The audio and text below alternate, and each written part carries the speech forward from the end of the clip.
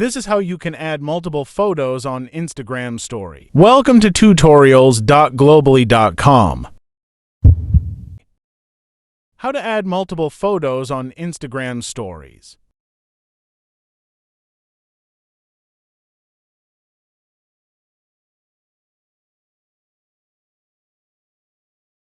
To add multiple photos, click any picture or add any image from Gallery. And after that, go to Stickers.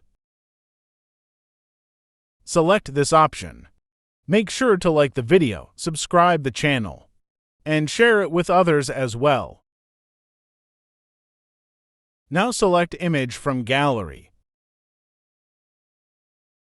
Similarly, select another image.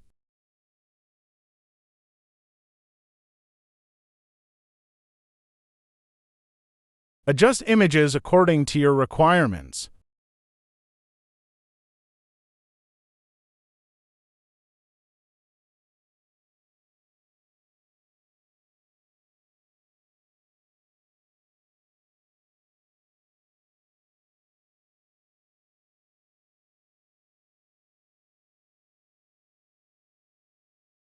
For more easy-to-understand tutorials, you can visit tutorials.globally.com.